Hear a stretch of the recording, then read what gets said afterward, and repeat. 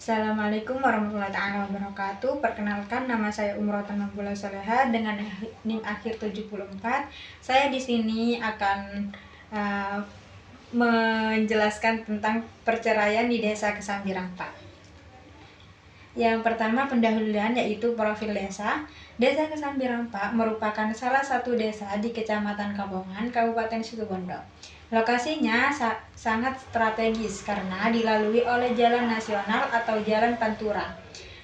Desa Kesambirampa saat ini dipimpin oleh Bapak Legiono dengan kantor yang beralamatan di Jalan Raya Banyuwangi nomor 355 dengan kode pos 68362. Pemerintah desa memiliki inovasi layanan unggulan bernama Ngapak Cuan, yaitu ngurus administrasi kependudukan cukup di posyandu, yang memudahkan masyarakat mengurus dokumen saat jadwal posyandu. Pada awal 2026, pemerintah desa juga aktif menyalurkan BLT Dana Desa Tahunan Anggaran 2025 sampai 2026 kepada keluarga penerima manfaat. Secara ekonomi, Desa Kesambirampa memiliki berbagai unit UMKM, salah satunya berada di Dusun Kerajaan. Secara administratif, desa ini berdiri dari beberapa dusun, yaitu Kerajaan, Sekar Putih, Rambutan, Karanglayar, Karangmalang, dan Pacukoan. Informasi perkembangan desa dapat diakses melalui website resmi Desa Kesambirampa yang menyediakan layanan mandiri serta data statistik kependudukan terbaru. Kondisi terkini Desa Kesambirampa yaitu memiliki pengawasan keamanan yang dilakukan secara rutin oleh Polsek Kabongan, khususnya di area vital seperti SPBU. Saat ini juga terdapat isu lokal terkait teguran DPRD Situbondo mengenai kualitas makanan dalam program Makan Bergizi Gratis atau MBG di SPPG Nurul Hikam. Selain itu, dinas terkait memberikan perhatian khusus terhadap anak putus sekolah guna memastikan keberlanjutan kependidikan di wilayah desa. Selanjutnya, rumusan masalah. 1. Apa saja faktor-faktor yang menyebabkan perceraian di Desa Kesambirampa? Yang kedua, apa saja dampak perceraian terhadap keluarga mereka? 3. Apa solusi yang bisa mengurangi resiko perceraian di Desa Kesambirampa? Tujuan penelitiannya yaitu 1. Untuk mengetahui dan menganalisis faktor-faktor yang menyebabkan terjadinya perceraian di Desa Kesambirampa. Yang kedua, untuk memahami dampak perceraian terhadap kondisi sosial, ekonomi, dan psikologis keluarga. Yang ketiga, untuk mengidentifikasi serta merumuskan solusi atau upaya yang dapat dilakukan guna mengurangi risiko perceraian di Desa Kesambirampa. Yang selanjutnya, metode penelitian. Penelitian ini menggunakan metode kualitatif dengan pendekatan studi kasus karena bertujuan memahami secara mendalam pengalaman, latar belakang, faktor penyebab, dan dampak perceraian dalam rumah tangga.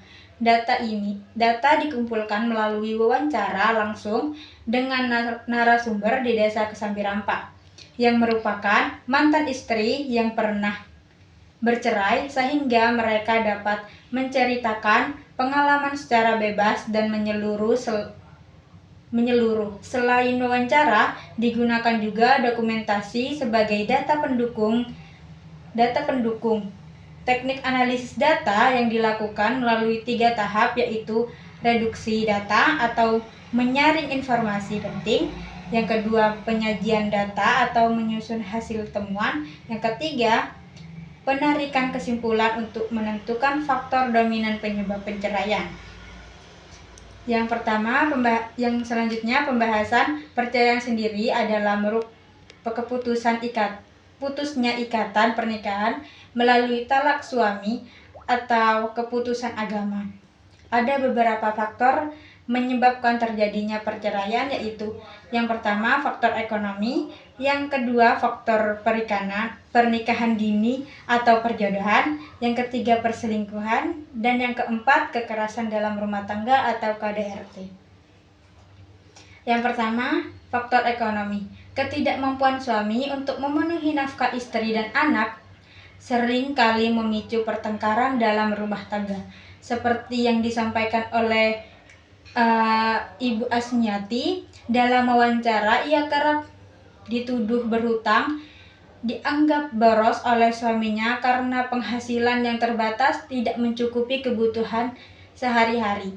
Pekerjaan dengan pendapatan tidak tetap, terbatasnya lapangan pekerjaan, rendahnya tingkat pendapatan, serta kenaikan harga kebutuhan pokok turut memperberat tekanan ekonomi keluarga. Pertengkaran tersebut terjadi berulang-ulang sehingga akhirnya keduanya sepakat untuk bercerai. Yang kedua, faktor perjodohan. Sebelumnya di desa saya kebetulan banyak sekali yang melakukan perjodohan. Saya kadang tidak tahu apa faktor penyebabnya, atau dari nenek moyang atau emang kemauan anaknya sendiri. Selanjutnya, pernikahan dini atau perjodohan menjadi faktor utama akibat perceraian di Desa Kesambiran, Pak. Seperti yang disampaikan Ibu Halimah, bahwa banyak pernikahan terjadi atas keputusan orang tua dengan alasan menjaga nama baik keluarga dan mempererat hubungan kerabatan, sehingga pasangan tidak memiliki cukup waktu untuk saling mengenal dan belum siap secara mental maupun emosional dalam menjalani kehidupan rumah tangga. Kondisi ini sering menimbulkan perbedaan harapan, kurangnya komunikasi, serta konflik yang berujung pada perceraian. Masyarakat Desa Kesambiran, Pak, masih banyak dipengaruhi dengan tradisi turun-menurun, salah satunya perjodohan yang masih banyak dilakukan. Yang ketiga, faktor perselingkuhan. Perselingkuhan menjadi salah satu penyebab perceraian karena hadirnya pihak ketiga yang merusak kepercayaan dalam rumah tangga. Berdasarkan wawancara pada Ibu Nur Kasyifah, kasus perselingkuhan yang terjadi menimbulkan pertengkaran terus-menerus sehingga akhirnya berujung pada perceraian. Hubungan sosial masyarakat yang erat dan pola permukiman yang cenderung saling berdekatan membuat informasi perselingkuhan dan kabar tersebut itu mudah diketahui oleh lingkungan sekitar, sehingga tekanan sosial semakin besar, rasa malu, hilangnya kepercayaan, serta pengaruh opini masyarakat desa turut mempercepat keputusan untuk bercerai.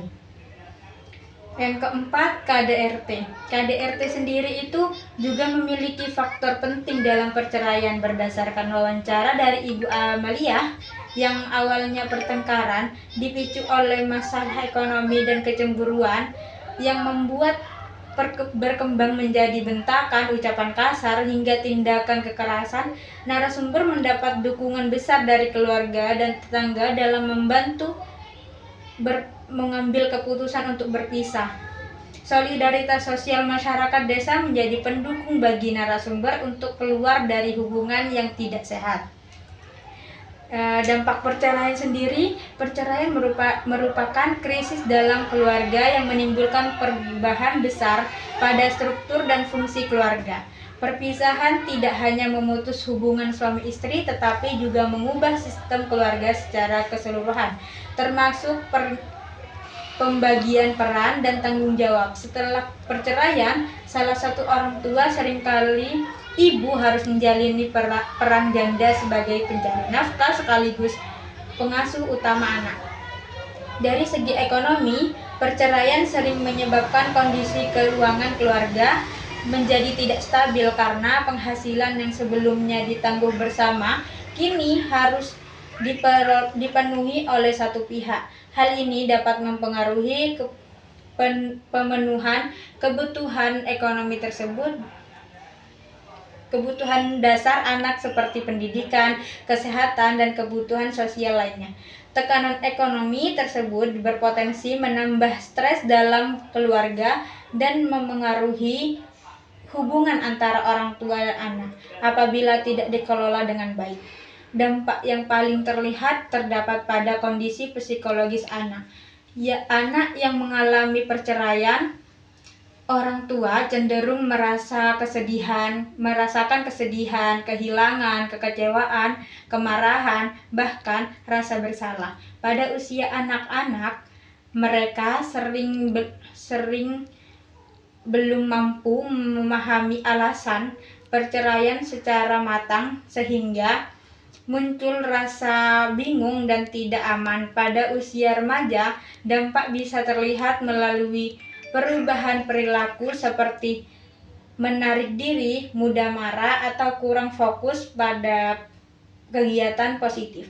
Dalam jangka panjang, tanpa dukungan emosional yang cukup, perceraian dapat mempengaruhi rasa percaya diri, kemampuan bersosialisasi, serta prestasi akademik anak. Yang terakhir, upaya mengurangi resiko perceraian. Upaya mengurangi resiko perceraian dapat dilakukan dengan mengatasi setiap penyebab secara bijak. Pada masalah ekonomi, pasangan perlu merencanakan keuangan dengan baik, bersikap terbuka, dan saling mendukung untuk meningkatkan pendapatan agar tidak terjadi pertengkaran. Akibat tekanan finansial pada pernikahan usia muda atau perjodohan, diperlukan kesiapan mental, emosional, dan finansial sebelum menikah, serta edukasi kepada remaja agar keputusan menikah tidak dilakukan karena kepaksaan. Untuk mencegah perselingkuhan, pasangan harus menjaga komunikasi, menyediakan waktu bersama, dan membangun kepercayaan. Sementara itu, pencegahan KDRT dilakukan dengan mengelola emosi, menyelesaikan konflik secara musyawarah, dan berani mencari bantuan jika terjadi tanda-tanda kekerasan secara keseluruhan.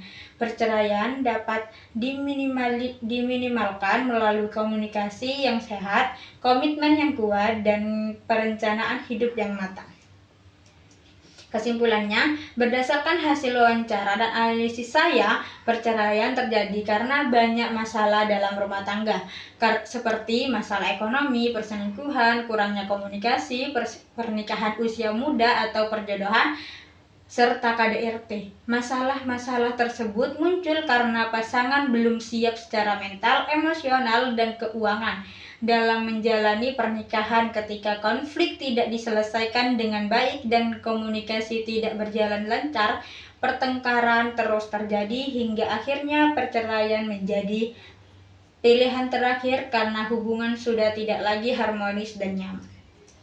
Sarannya, sebaiknya pasangan yang akan menikah mempersiapkan diri dengan matang, baik secara mental, emosional, maupun ekonomi, agar siap menghadapi tantangan dalam rumah tangga. Penting untuk membangun komunikasi yang jujur, saling menghargai, dan mampu mengendalikan emosi agar konflik tidak berlarut-larut. Jika muncul masalah, sebaiknya diselesaikan melalui diskusi. Selain itu, keluarga dan lingkungan diharapkan memberi dukungan positif serta meningkatkan pemahaman tentang pentingnya kesiapan menikah dan pencegahan kekerasan dalam rumah tangga. Sekian presentasi dari saya, kurang lebihnya mohon maaf. Wassalamualaikum warahmatullahi wabarakatuh.